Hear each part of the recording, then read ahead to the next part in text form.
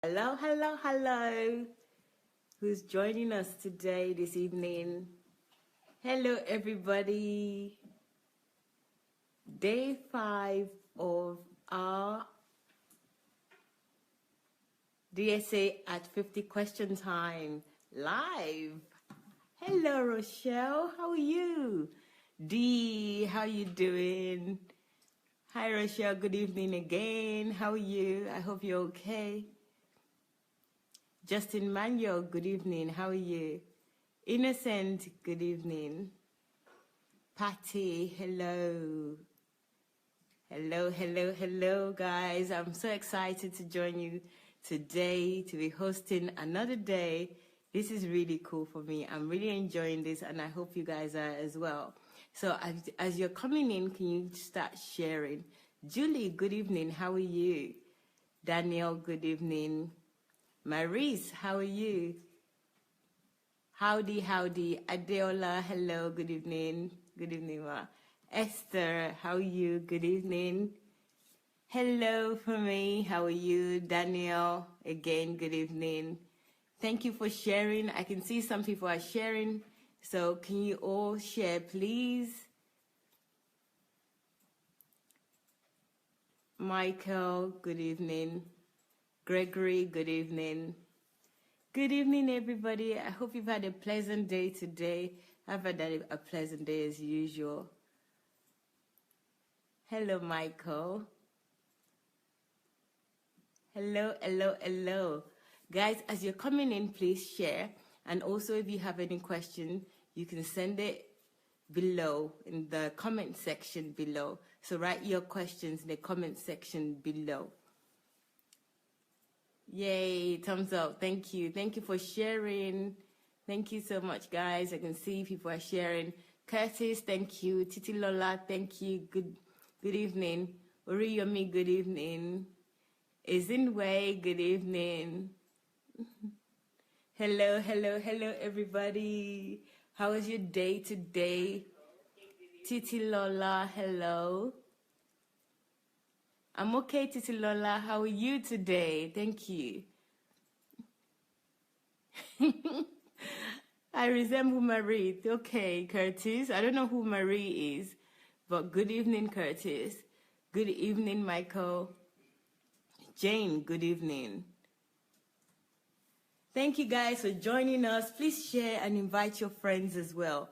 So you can share on your main page, and also you can invite your friends individually as we're coming in. You know how it goes down every evening, and for the rest of this month, or at least until the 28th of May, is a special Golden Jubilee question time. You can ask Dr. Sandey whatever question you like about him, about his ministry, about his growth, about his wisdom, knowledge, about everything regarding Dr. Sandey. So here's your opportunity. We've had a swell of a time in the last few days, and I can't wait to see how this progresses over the next few weeks. Good evening, Ngozi. Jane, good evening. Thank you, Jane, for sharing. I can see that you've shared. Thank you so much. Guys, please share, share, share. Let's all share. The more, the merrier, right? Yay. Good evening, good evening. Okay. So, guys, I know it's been real fun the last few evenings. So I feel like I can talk to you and you can talk back to me. You know, what we've learned over the last few days. So if anyone can just kind of remind or let me share, I can share. How do you keep up with, okay, this is somebody's question. So we will record that question. Shared, nice teeth, thank you. Thank you. Nice teeth. Okay, thank you. I appreciate that. Jamie, good evening. Good evening, Pastor Sandey and beautiful family at DSA. That's D saying that, Pastor. Yeah, let me greet him. Okay, let me turn to DSA so that you guys can see him. He's right here. Good evening. Good evening. Okay. Okay, guys, you see he's here, he's in the house. So how was your day? How was your day today? And also, if you remember what we've been discussing over the last few days, does anyone have any further question regarding that, or any comments to make? I'm going to read some of the comments out. It's still hello, hello at the moment. Olayinka, hello. Hello, Jolie. Ngozi, good evening. Curtis says hello to you, sir. Just go there and summary of what you have discussed. Jacob. Okay. 1 hour is short. Oh, yeah, that's true. Anastasia, hello. Okay, guys, as you know, or if you don't know already, the question that I asked Dr. Sandey a few days ago was how he felt about being 50. What about being 50?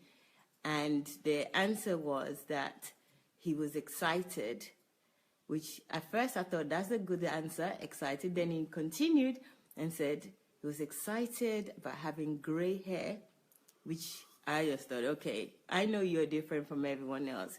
You're not like anyone that I've seen, but saying gray hair, maybe I can expect that from you. You always amaze me. But then what really shocked me was that he's getting close to death, that he's just so excited, he can't wait. And that really upset me at first, but in the last couple of days, he's giving explanation, he's giving his rationale, his mindset on the reason why and what heaven was like. I mean, you need to go, if you weren't with us in the last couple of days, you need to go back to the videos from yesterday and the day before. The way he explained heaven, you would not want to stay on earth. I mean, if there's any way you can just check out and say, I want to go to heaven right now, you would want to. So he explained the reasons. First, he started with the gray hair. And what the meaning of gray hair is an alarm, it's an alert from God. And I can concur with that, because after he gave the explanation, I understood, and I've had gray hair for some time, so I understood the reason. And he added knowledge to me, because I'd always thought that gray hair was just a sign of wisdom. That's what somebody said. Well, a few people said. But now I know better. And then he explained that, expand on God's alarm, alert system. It could be due to health issues. The various explanations that makes absolute sense. Not the sign of wisdom. And even though you don't see any sign of wisdom in yourself, but you believe it when people say you have gray hair very young because you're wise. Then when it moved on to the heaven, oh my God, from dismay from my side to excitement that, wow, heaven, I cannot wait to go. So he explained that yesterday. He gave his reason. Of course, we all say, we use this analogy a lot, that this is like paradise, this is like heaven, but none of us is willing to die. He's the only person that I know that is excited about death, and he can't wait because he understood what heaven is like, and heaven is much better. He explained how our flesh would be, and then there were various questions coming out of that. A lot of the questions I asked, I realized that they were selfish. I thought that earth is better than heaven, and also I believe that I'm enjoying wherever I am enjoying here on earth, and heaven cannot be compared. I wasn't thinking. But since yesterday, I put my thinking cap on, I have better understanding, and I hope you guys do too. I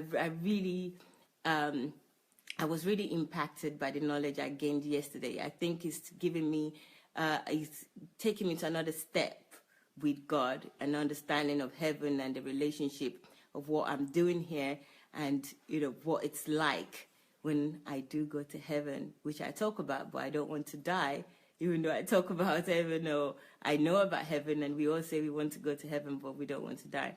But I have a better understanding now of that. And then there were questions coming in terms of health, and especially health and gray hair. There was a question yesterday regarding health and gray hair, or the alarm system with other terminal illness. But before I go into that, can I just say a quick hello to people as well? Informa, good evening. Anastasia, good evening. And as I'm saying that, before DSA starts is answers. Can we please share? Please, guys. Queen Anastasia, good evening. Ifoma, good evening. Good evening. Olayinka, how are you? Julie, hello. Okay, that's true. Yemi Shegun, hello. Hello, I just want to greet you guys and appreciate you, but I also know that once this time is ticking and once it comes to an end, I don't want to leave and I feel cheated that I haven't spent enough time. So let's get right straight to it. There was a question yesterday, sir, which was about terminal illness and if that was also related to the alarm system of God. If God was using terminal illness, such as cancer, to alert someone or alarm them, like with the gray hair. Good. Yeah. I think I answered.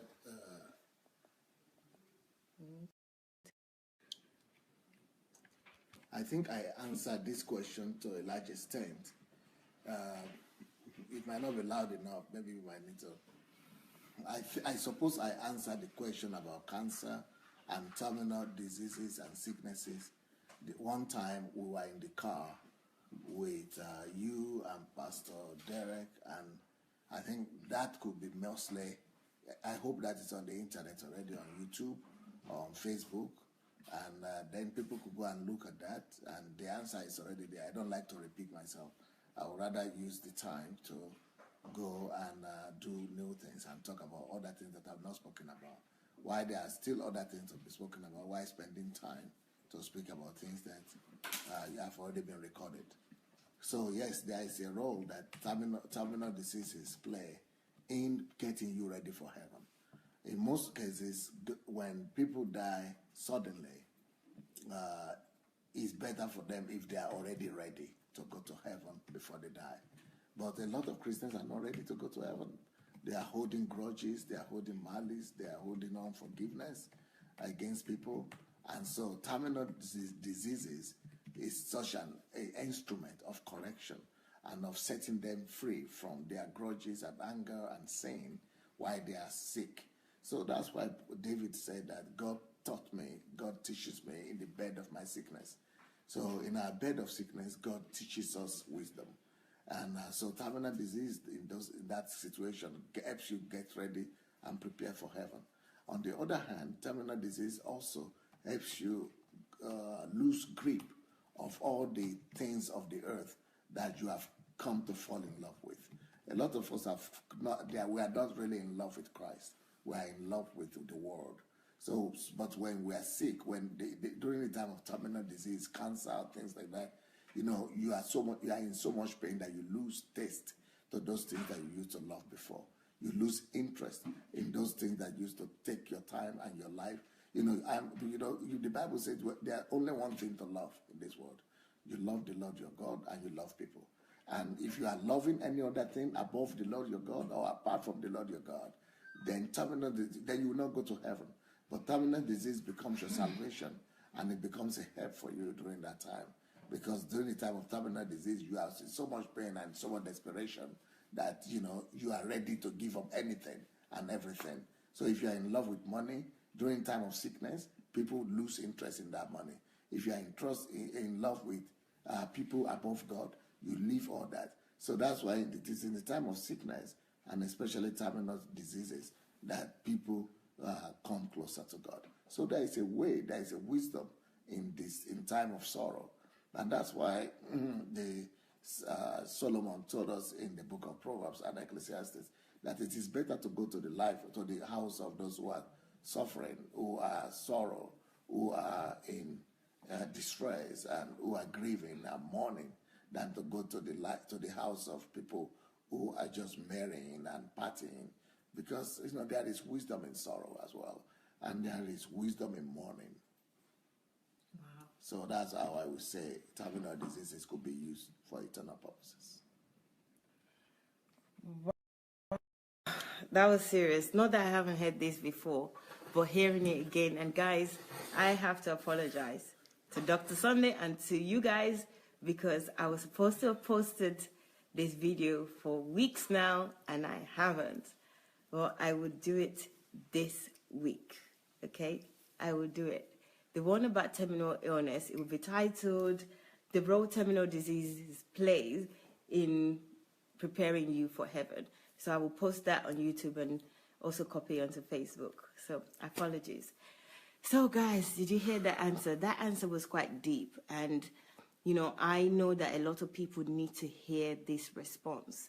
In addition to that video, can you start inviting people now to hear this? Because this is important. There are people that are ill or they have some sort of illness and they're feeling like, you know, they are lost and, you know, they're angry at God, or they just angry generally and feel sorry for themselves. So this is an opportunity. Hearing this would empty you or help you from feeling sorry for yourself, because knowing that God is actually giving you an opportunity to prepare yourself for heaven, what more could you ask for? It's like, that's like a heads up to where you're going, that, you know, you need to prepare, clean your heart, clean your closet, you know, prepare your home. So, wow, that's really amazing. And for anyone that have any disease or any illness or any affliction that feels like, you know, this is the end and God hates them and you know, they're not even happy about going to heaven, I think this is good news. So, guys, let me move on to the next question, because that's been answered, and also the videos that you watched that I will post. Sorry. Okay, there's one that is about you going to heaven, sir. And it says, on looking forward to going to heaven now, do you think that you have completely emptied yourself of all that you carry as it is so far? Okay. Okay. No, I didn't say I'm ready to go to heaven now. What I said actually is that I know when I'm going to die, and it's not now. I know how many more years I'm left to live, and I know that I'm ready, even though I'm ready to die even now. But I'm not going to die now. I just happen to know how long I'm going to live and when I'm going to die, because I love to die. I love death. As I love it as my celebration, as my victory. But I'm not going to die now. What I'm saying and what people misunderstand is that they think I'm saying I want to die now. I just said I'm ready to die now. I would have liked to die now, but that doesn't mean I'm going to die now, because I have a lot of work to do still. And I have to do that even though I love to die, but I cannot die now because I have the Father's assignment to do. So, and I've not really finished that assignment, and I'm not completely empty myself.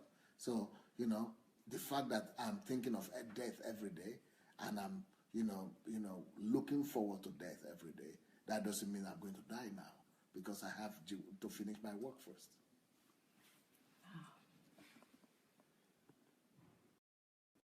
That's interesting. Hey, smile, he's not ready to die. He's not dying.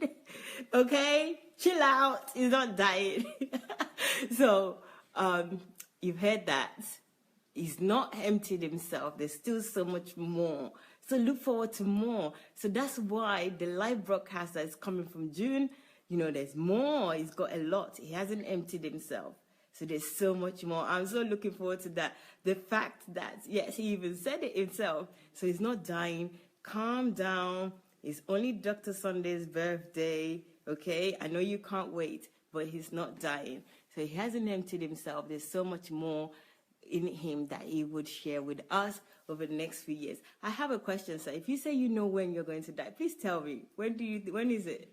I really want to know. I'm interested in it. So, you could be interested in knowing when I'm going to die, but I think you should be more interested in knowing when you are going to die or how long you are going to live. There is a reason why God does not reveal to people when they are going to die, even to their own death, talk less of other people's death. So if God is not revealing it to you, who am I to reveal it to you? He revealed it to me because of my personal relationship with him. Develop your own personal relationship with him, and it will reveal your own information to you. It's something called personal. It's not for you. It's my life.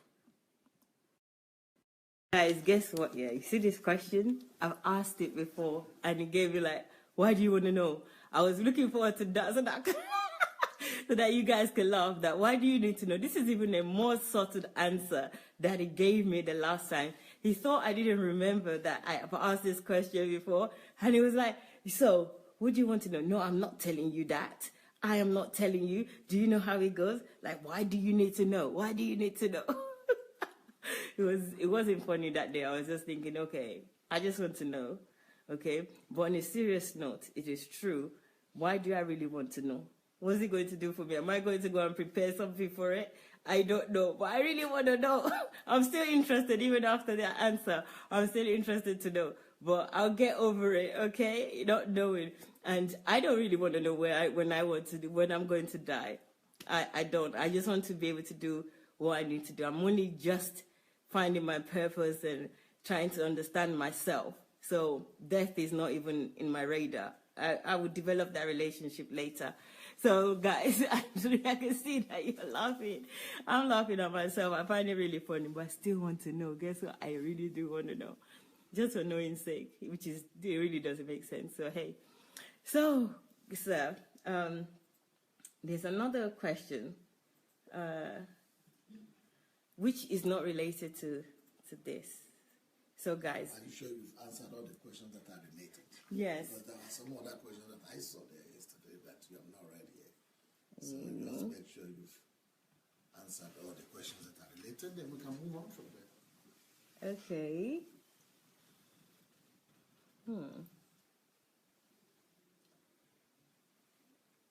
Yeah, I thought so.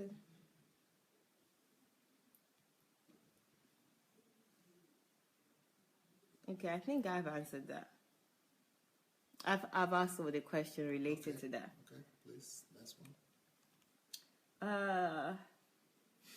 So somebody says that, how do you deal with forgiveness of what you have endured during your childhood?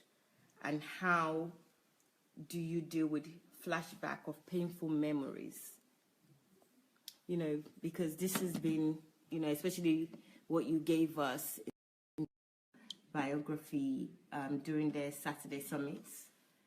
So how do you deal with those memories of all those painful memories of your childhood, and do you have flashback? Because this person is assuming that you have flashback because he or she said that, how do you deal with flashback of painful memories? I don't understand that because I don't know what that means. I don't have any experience of a flashback of painful memory. Nothing like that. That's unfamiliar to me.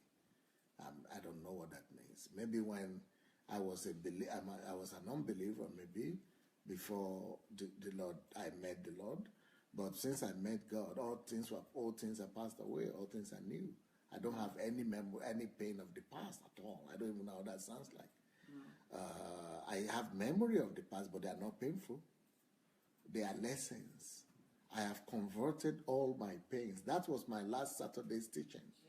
The things that I thought that were painful and I thought were inferences, references, bad references, those bad references to me have been turned to positive references.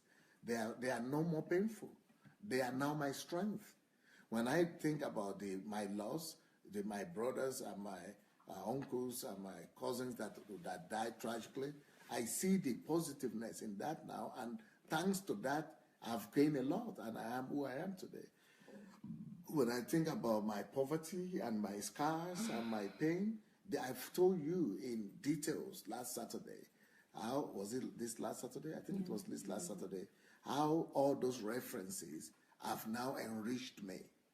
So I don't have any flashback. If I have any flashback, they are of thanksgiving and praises, because I can now thank God clearly for each one of them, because I see the results, and they just like Joseph, trying to say that Joseph will have a flashback of pain. Joseph doesn't have the flashback of pains. He was rather the one comforting his brothers and telling them that everything that you meant for evil, God turned for good. I see the result. So the only people who have flashback of pains are people who refuse to convert.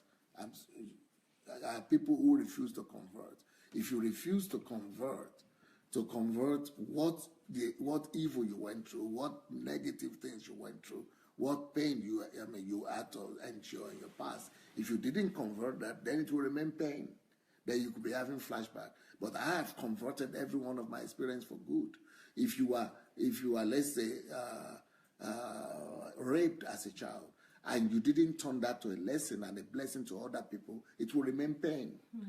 But if you have turned it to an NGO or an outreach, or if you have turned it to school to prevent other people from rape, or to help young girls, you have that rape has been turned to your plus, has been turned to your positive blessings. Now, because thanks to that rape, you have a ministry.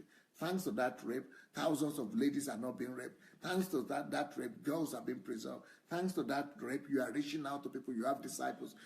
So all that pain has been turned to so much blessings and positive things that you never remember the pain. You now remember the blessings. So if it is poverty, and because of that you have worked hard, you had poverty in your past, and for that poverty you've converted it to work, to hard work. And thanks to hard work, you have gained so much success, not just for yourself, but in my own case, I have started raising up other millionaires. I have created over 200 millionaires in my lifetime. And if I have created millionaires, I don't remember poverty anymore. I'm remembering the millionaires that have come just because I have lived in poverty. And because I live in poverty, now I have another dream to bring out 40 million people out of poverty. I have converted that my pain into 40 million people that will come out of poverty. So how can I be remembering something that played so much role for me, so much good role, made me to be able to bring out so much products, wonderful products. So there's no flashback of thanksgiving only, and thanks for all those sufferings and all those pains, because they made me to be able to create all these positive realities and products and projects.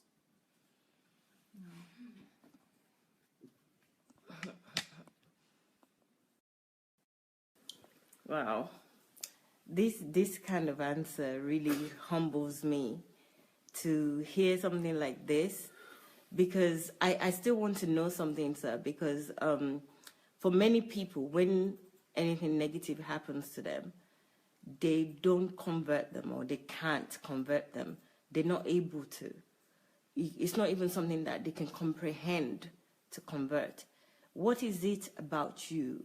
I think that's one thing I've always want to know or find out. It's something, maybe it's in your genetics, or I don't know, maybe something struck you as a child while you were in the bushes. I don't know, but there is something somehow that separates you, that makes you stand out from the billions of people. Or I don't know billions of people. I know there are billions of people in the world, but they don't easily convert negativity to positive. They rather hold on to it, or even if they're in a better position now, they'll hold on to it or use it as a yardstick for other people, that I went through this. Even my own father, as I'm using myself as an example, he would tell us about how when he was younger, he used to sell things, and if we ask him for money, excess money, he would tell us how spoiled we are. So what is it that, made you, or, what is in your own DNA or your own thinking, your own blood or water, that enables you to convert things so easily and see it as almost as joy that you went through those things? I don't know if my question is clear, but there is, I don't know many people or anybody at all that easily converts. I don't even talk about it in such a negative way. You talk about your past experiences as though, look at it, it's happened to me, well, it's happened, and you know, this is what I'm doing now, this is my life, and you not with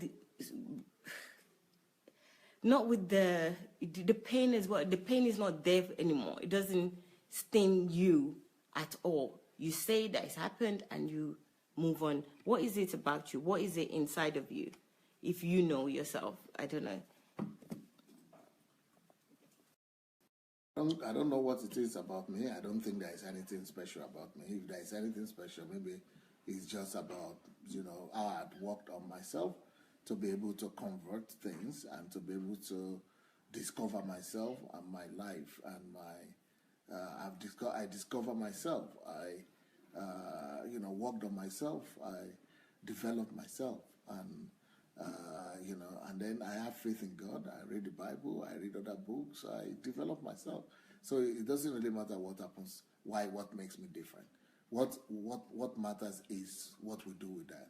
And what we can do with that is to help other people to think like that. And that's what my own ministry is all about. My ministry is about changing the world, and about changing the way the world thinks, and about changing the value system of the world. And that's what I'm about. So it doesn't matter what makes me different and why I am like that. We don't care what help does it give you for you to know why I am like this. Okay, you know it, so what? You just need to know how you could become like that. That's what matters. So it's all about helping you people to be like me. That's why I'm sharing with you who I am, how I look at the world. That's why I am doing this, so that you will learn to do the same thing, and so that it's not only me who will be able to convert negative experiences into products.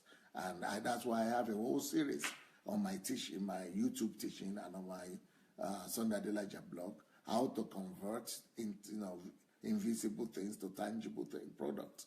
So anybody that needs that, you know, could go to YouTube and learn about conversion. It's a whole art. And I told people there in that teaching that the most important word they will ever know in their life is about conversion. So I hope somebody will go and learn that word and listen to that and convert and learn to convert all their negative experiences. So the good thing now is that I could teach the world. And if I could teach the world, let's teach the world all together. And let's make the world to be more like Pastor Sandey. Let there be many more people like Pastor Sandey that convert their evil experiences to the best positive products possible. Wow.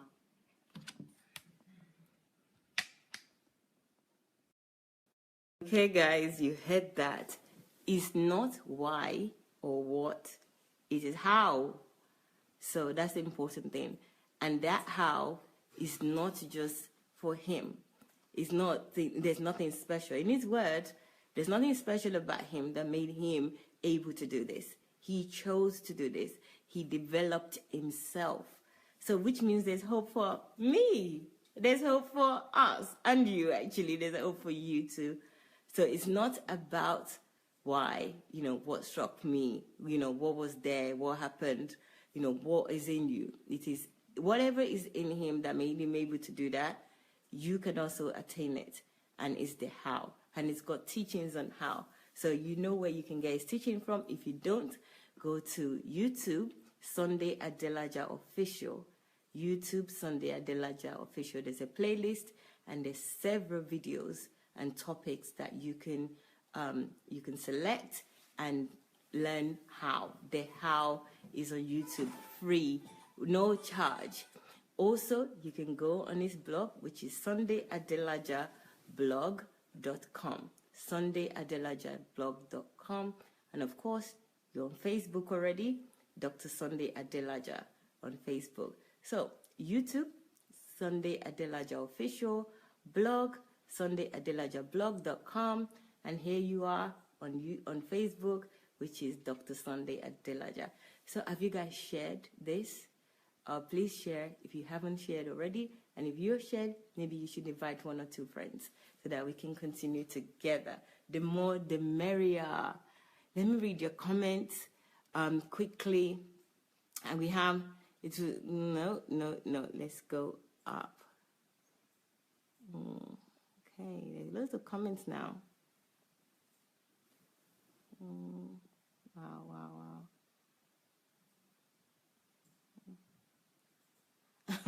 Chinwe said, I'm looking for trouble. Allow DSC to enjoy his time.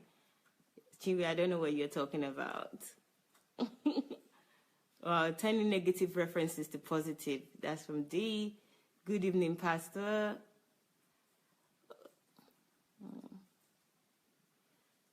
Okay, sir.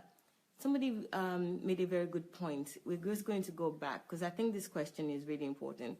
This is going back to the issue of health. And it says that, what about the hereditary or genetic diseases?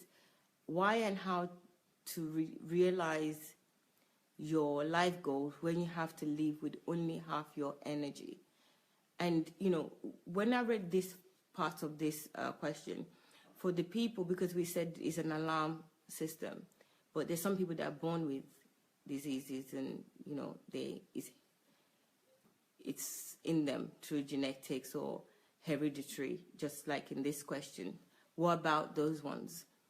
What does that mean? Thank you, Justin, for that question.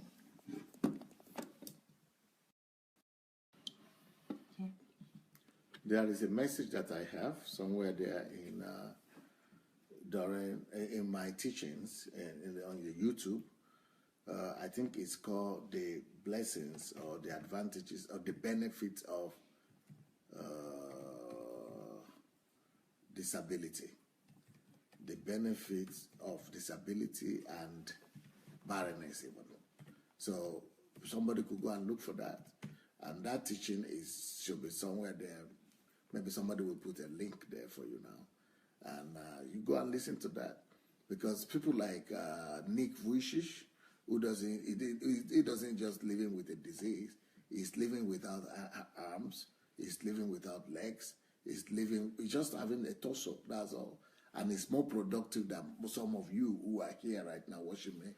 And he has more results, more wealth, more influence, and, you know, than most of you. So, you know, it's not about what you don't have. It's about what you do with what you have. Well,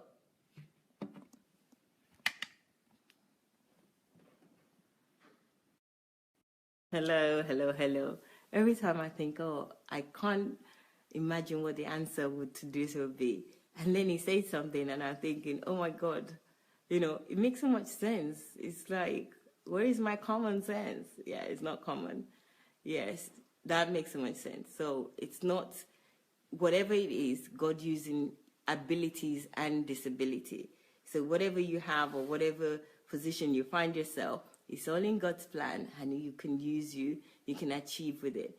And, you know, the example that Pastor gave with Nick is absolutely true. I mean, he's doing a lot. You know, I've seen some of his videos and he's doing a lot, more than I can say for myself. But hey, I'm just starting. So, guys, yes, that's a very good answer. So there's another question here, which is about you. What would you do differently, knowing all that you know now, if you had a time machine and will go back 10 years in time? This person is probably a scientist that's asking this question. So what would you do differently if you had a time machine and knowing what you know now?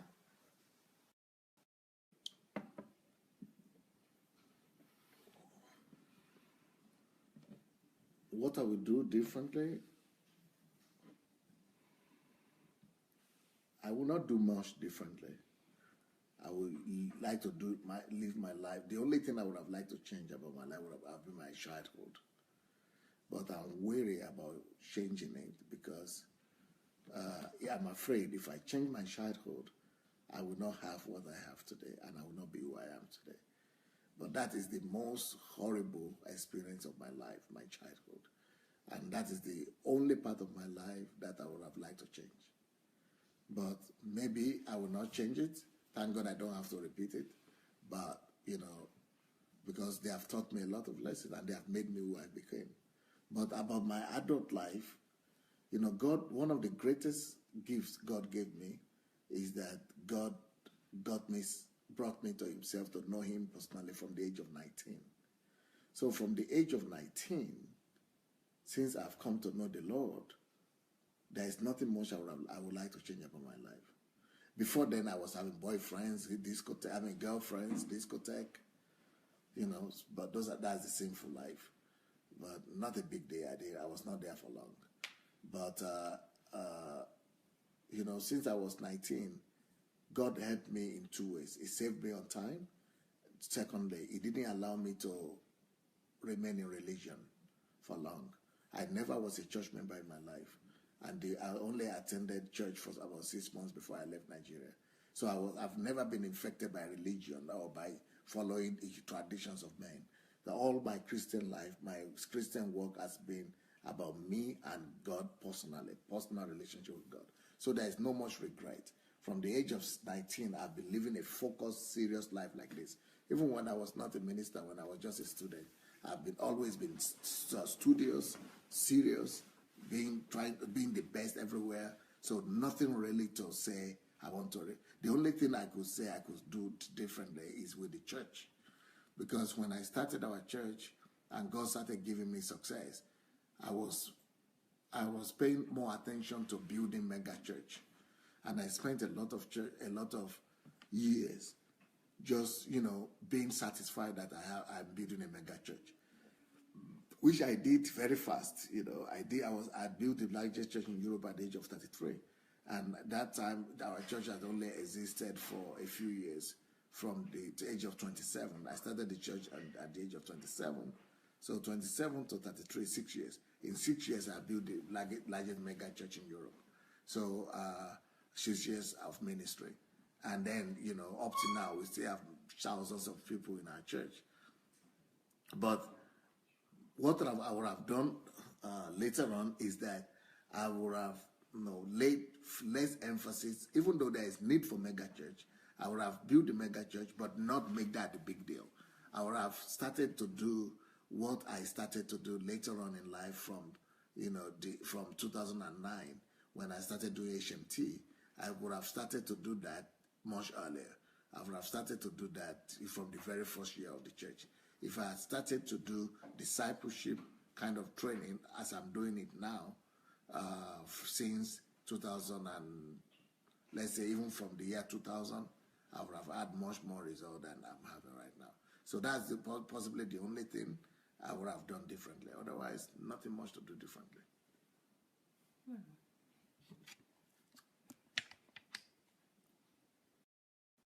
That was an interesting answer. From that answer, sir, you said that even building the mega church did not give you the result, Mega church did not give you the result. So from 2009, HMT, discipleship, gave you the results that you are satisfied with. That's really interesting because mega church numbers equates to success. Yes. Yes. Can you expand on that answer in terms of the mega church did not give you the result? It was the HMT that did. I've heard this before, but I think it would be good if others hear it. Please. And maybe there'll be pastors as well that could. I've spent about 20 hours explaining this. And that is exactly what the last HMT was dedicated to. So the last HMT, there is a topic there, I think the second day or so, and I'm begging and I'm praying that Kate, my assistant Kate, will do what she needs to do and put order in the HMT, last HMT, because the recordings we have on HMT are not, you know, they are not all of them. What the recordings we have on YouTube about the last HMT is not complete, and it's not in order.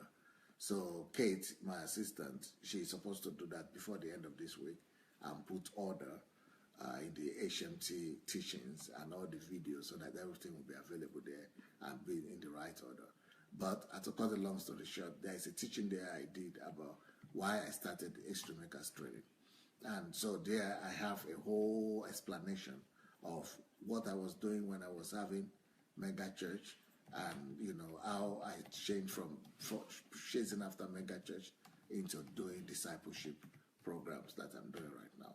So that, you know, right now I can only talk for a few minutes, but there I spoke in details for many hours. Yep. Guys, I try to help you out if you can get a fast track answer to that, but I should have known better. Dr. Sunday don't do fast track. It's thorough.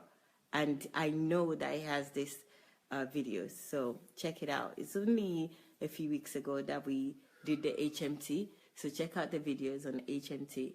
It shouldn't be far from the list when you go on YouTube. So it's Sandey Adelaja Official on YouTube. Sandey Adelaja Official. Look at the playlist. It's HMT 2017, and you will find the answer to this question. Okay? Yeah? Yeah? Cool. All right, so on the issue of pastors and, churches, building a church, there's a question here that it's about pastor. What is your advice for young pastors who have the lead to move to another country to start ministry, who have no financial backing? That's the question. I think I've heard this before. Hey.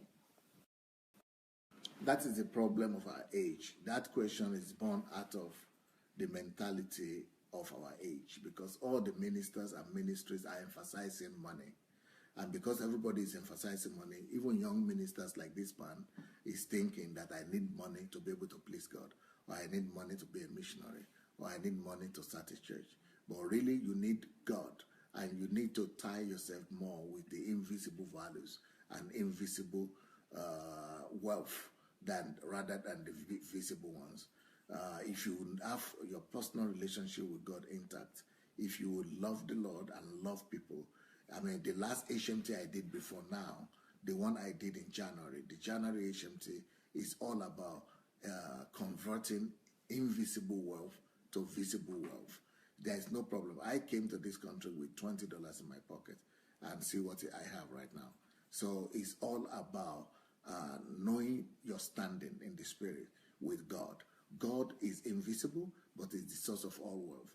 If you know him, and if you know other wealth, there is other source of wealth that I spoke about in that January HMT. If you go, the HMT is also on the January HMT, it's on YouTube. Go there, you will know that you have enough wealth already, and enough sources of riches, and enough sources of money that you can be a missionary to anywhere. If you go and just study that HMT and listen very well, you will discover that you don't have problem with money at all. Money is the least you should bother yourself with.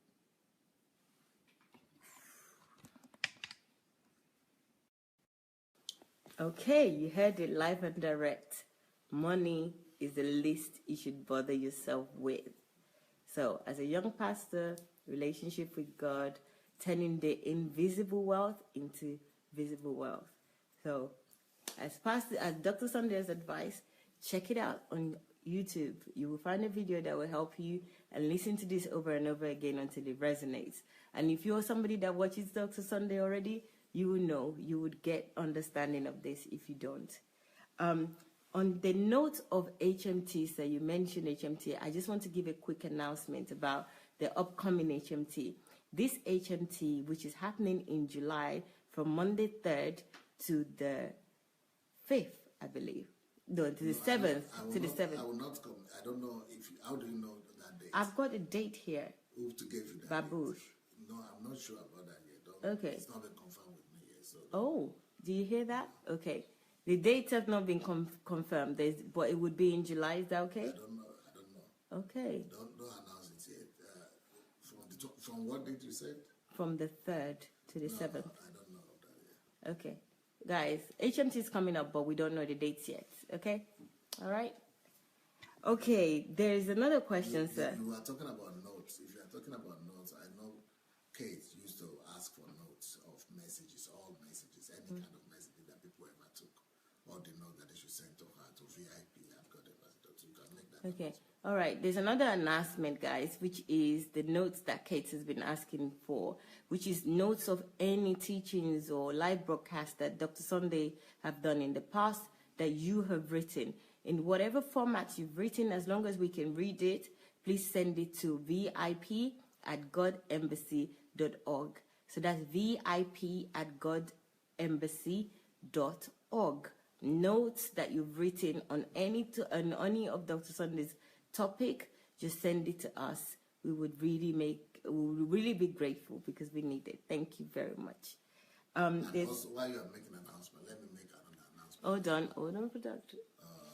And this announcement is concerning those who might be, those of you who might be passionate about reading more of my books, especially my books that are already written, but that are in English already, but they need to be refined. The English needs to be refined.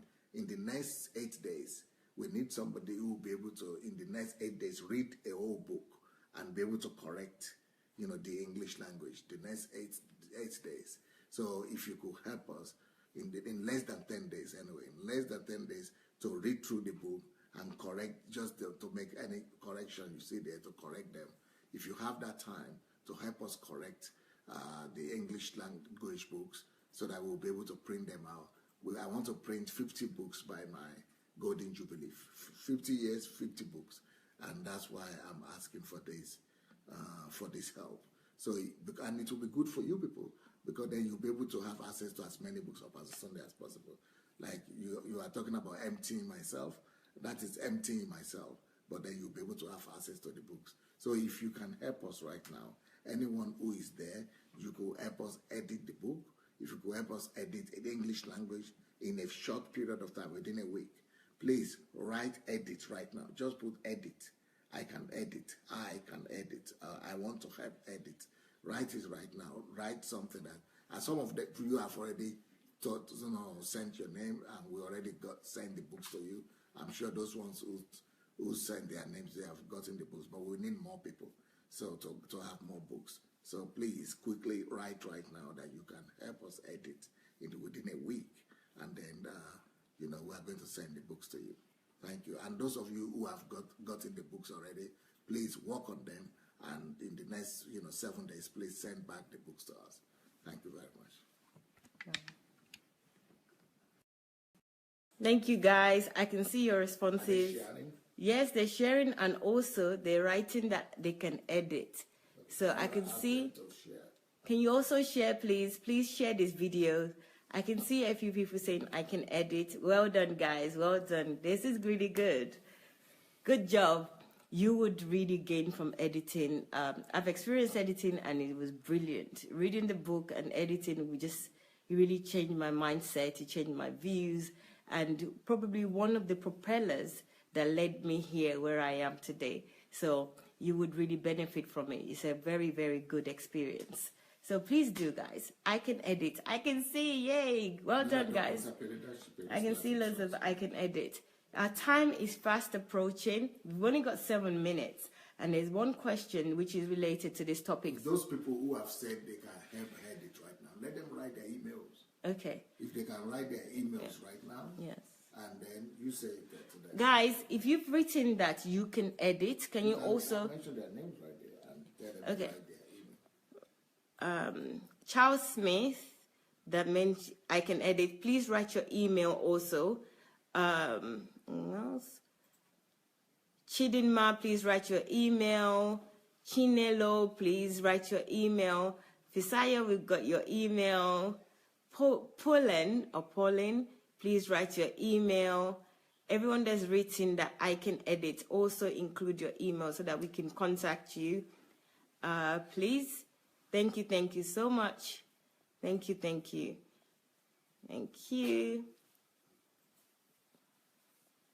And thanks for sharing. Keep on sharing, please. Keep on sharing. So I think this is going to be the final questions because of the Who knows, maybe not. Yeah, we'll see. How do you learn to reach non-Christians to come to the church? Or how did you learn to? It's very simple with it. I mean, I learned to minister to people by touching them, by making them to feel the touch of God, God's love. I minister to people by helping them to feel the touch of God's love. And if you want to know about that, we also spoke about that in the HMT here. And Jefferson actually gave a whole big testimony about that. And I have teachings on that on my YouTube and on my, so how to touch God's love, to touch people with God's love, basic. And I teach people to do the same. And I also teach people to invade their promised lands. That is how we touch people and teach them to come to Christ. People should just go and listen to my teachings. I talk about this a lot.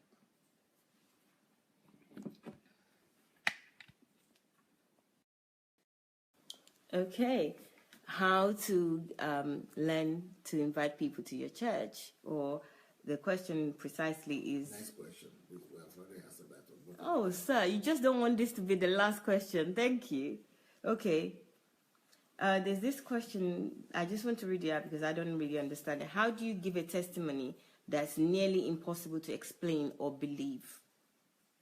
How do you give? Yeah, a testimony that is nearly impossible. I don't think it's a question. I think it's an exclamation. I think people are just saying that the testimonies they are hearing from here are unbelievable. Okay. I have a whole film about my life that is called Unbelievable Yet Undeniable. Yeah, that's what our ministry is all about. Things that are unbelievable, but yet they are undeniable. And the testimonies of our people also, they testify to that. Even DSA family people's testimony, they are always unbelievable, but yet undeniable. Okay. Right. I thought that was going to be the last question. So, but I don't want to leave you, so I'm not trying to hurry, but I just don't want to waste time. Okay, there's one question that says, it's also about church and Christianity. So it says that, good evening, Pastor. What is your view on pastors doing deliverance program for members? Because I've witnessed a deliverance program where snake came out from the woman in question.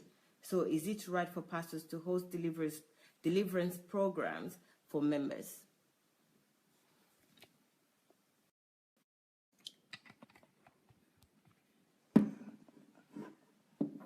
If a pastor or a church is doing deliverance services for their members, it's a testimony of the failure of that ministry and of that pastor. No. If any church is doing deliverance services for members of their church, nobody should go to that church. It is a confirmation that that church has failed the members, and that the pastor is irresponsible, and the pastor is a failure and a disgrace and a charlatan or ignorant. Because even though deliverance services should not be, I don't say they shouldn't be conducted in the church, but even if they are going to be conducted in the church, they should only be conducted for people who are not church members or who are not believers at all. So deliverance, first of all, are meant for unbelievers. And if deliverance are being conducted for church members, it means that the pastor has done a bad job. The pastor has not trained his members to be able to be strong enough believers who are strong, who are not. First of all, how can they even become members if they still have demons in them? If they still have, they are carrying snake. In our church here, church members people who come to church get deliverance the very same day or the next day, the very first week they get saved. There is no way you can carry demons in the church for more than 1 or 2 days. Anybody who meets you in the church can bring you deliverance. So deliverance, we conduct deliverance for people who get saved that same day. But we don't do deliverance for church members. These are just for newcomers. So if you have members who are church members, so it means they have been there for more than a week. They have been there for more than a year. They have been there for years and years, and they are still carrying demons. That church has failed. That is a disgrace. Church deliverance shouldn't be conducted in churches, and if they are going to be conducted in churches, they should be conducted only for people who are coming from the world or people who are newcomers, but not for church members.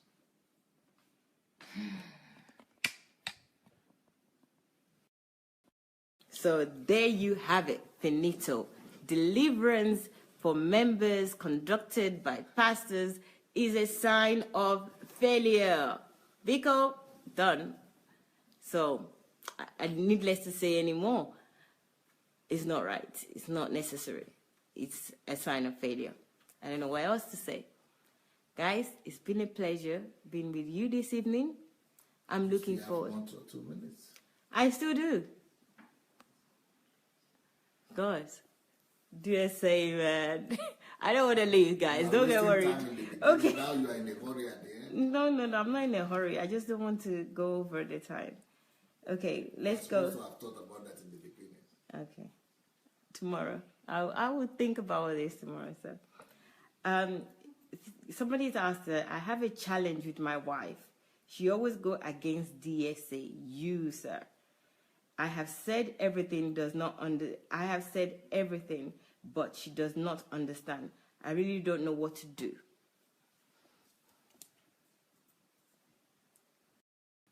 This one for me. Your wife, I understand your concern, especially if you respect DSA and your wife doesn't respect him and is going against him. But, you know, you shouldn't carry that on your head. You shouldn't make that tragedy out of that. The fact that somebody doesn't like DSA, or the fact that somebody is against DSA or doesn't recognize DSA, you know, that person has the right to oppose to DSA. That person has the right not to believe in DSA.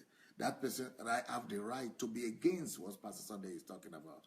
Everybody is a free agent in this world. Everybody is free to have their own opinion. Everybody is a human being, free will. Everybody has a free will to believe or not to believe, to respect or not to respect, to regard or to disregard. It's a choice. It's a human right. So I think you should honor the opinion and the freedom of speech of your wife, even though you are the husband. But she's a human being. She is a grown up. You cannot tie her down. You cannot make her, you know, you cannot break her will. Even God didn't break her will. Even God is not enforcing his will upon us. I mean, you know, I think, especially if the person is your wife, you only need to show her good examples. You only need to show her the lifestyle and the attitude of, you know, the right attitude to a woman, as Pastor Sandey teaches. If you will practice what Pastor Sandey teaches and how a woman should be treated, there is no woman in this world that will not fall at your feet and that will not do everything you want her to do. If you want her to listen to DSA and to fall, in fact, she will fall in love with DSA just by looking at you, because you have demonstrated the teachings of DSA to her. Because she will say, is it this man who taught you this thing? If this man is the one who taught you all these principles and these things that you are doing, I want to follow that man. There is no human being, no man that will practice everything that I've taught. And how to be a man in the family, how to be a man in the society, and how to be a husband, how to treat a woman, how to respect a woman, how to honor a woman. If you will treat a woman the way I treat women, if you will treat your woman, your wife, or any other woman around, how I teach that women should be treated, and how I treat that men should behave themselves. Go and listen to my series on men, and, you know, go and listen to my series on women. By the time you finish listening to all these messages and you inculcate them to be part of your life, so that you are not just listeners and not a doer, but if you will be a concrete doer of what I teach, if you will honor her the way I honor my wife and the way I honor other women, your wife will be coming to say, let's go to DSA.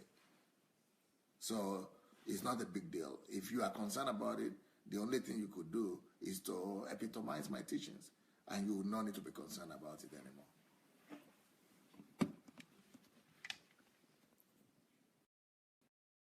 Wow. Look at that answer. Gosh, I can believe it. I wouldn't say that I cannot believe it, because I live here, so I know I can believe that answer. That answer is just the norm. It's our day-to-day living here. So there you had it. Epitomize DSA. Whoever you are, husband out there, men out there. And you know, the great thing for me, I'm not surprised with the end of the answer, the end of this answer.